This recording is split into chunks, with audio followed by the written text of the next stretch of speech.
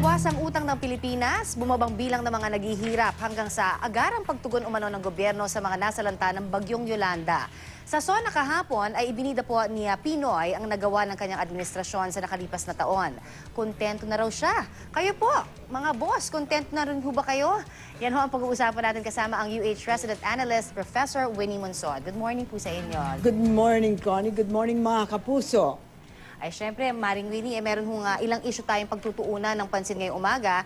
Unahin na natin ang pagbibida ng Pangulo sa naging tugon ng gobyerno sa mga nasalanta ng Bagyong Yolanda. Panoorin po natin ito. Hindi nagpatupik-tupik sa pagresponde ang inyong gobyerno. Nagmadali tayong linisin, unang-una, ang airport. Kaya sa loob ng 4 na oras pagkatapos ng bagyo, nakapasok na ang 3 nating C-130 na may dalang ayuda. Kumbaga nga po sa emergency room, ibinuhos ng Estado ang lahat ng kanyang kapangyarihan upang agad na ma-stabilize ang pasyente. Alright. So, kayo ho ba, Tita Winnie, are you contented dun sa sinabi niya? Dahil may mga nagre-reklamo pa rin hanggang ngayon ay hindi daw nabibigyan ng tulong sa Bagyong Yolanda. Alam mo, Connie, 9 million ang nasalanta. That's a very big number. At saka itong si Presidente, talaga, during the storm, 2 cabinet members ang ando doon. Yes. Si Gasmin at saka si Rojas. Tapos si Dinky Soliman came the next day or before the next day, whatever. In other words, talagang nag-try. Pero ang resulta, ang dapat, the ones we should talk to with respect to the results, sinabi rin ni Presidente, yung UNDP, United Nations, sabi niya, talagang this is the fastest he has seen, fastest recovery. Merong recovery, may rehabilitation, fastest. Kasi ang Yolanda is more serious than Katrina, than the mga disasters in Haiti, etc. Sinabi ng UNDP representative, I've been to all these places and the Philippines has the fastest recovery. Ano pa ang gusto mo?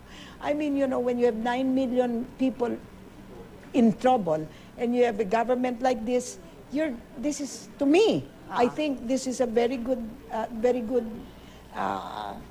Start, good indicator. No, very good indicator. I agree with President Aquino that he did all that he could have done. Okay. Binanggit din ho ng Pangulo yung mga test the scholar na natulungan daw ng pondo mula sa DAP. In fact, yan ang unang ibinida niya dun sa kanyang SONA. Pakinggan ho natin muli.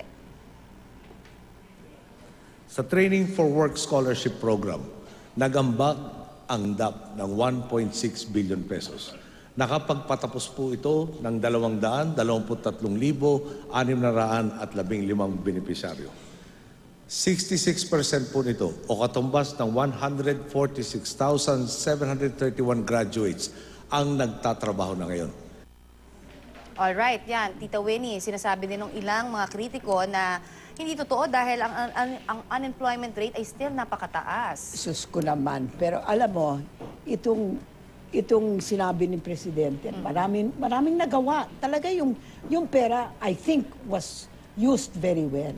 Pero bilang guro, sasabihin sa iyo ng student mo, ma'am, nakagawa na ako ng 100, whatever it is. Paano mo ma-measure siya? Di tatanungin mo sana muna, magkano what did you want to do? Itong test ito, TVET, Technical Vocational Education and Training. So ayun talaga yon. Yung plano, ito ang plano ng gobyerno. This is the plan of the government, revalidated just recently. In other words, ito ang gagawin ng gobyerno. Kailangan ito ang tinignan kung nagawa.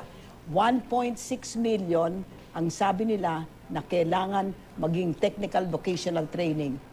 Binaba nila ang target nila. So, kontento ho tayo overall doon sa kanyang sinasabi? Well, no.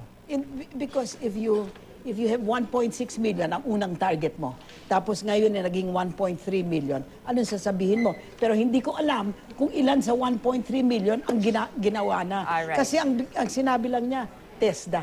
Okay, so pag mag-iimbestiga tayo, Maring Winnie, di ba, siyempre, Of tita? course. Yun ho, kumbaga tayo ho ay mapagmatsyag pa rin. Siyempre, yan naman ang tungkulin natin bilang mamamayan. Because technical and vocational training like TESDA is what the Philippines needs. No Yes. question. Siyempre, kinakuha niya. Kailangan pa rin. He Alright. wanted to do that.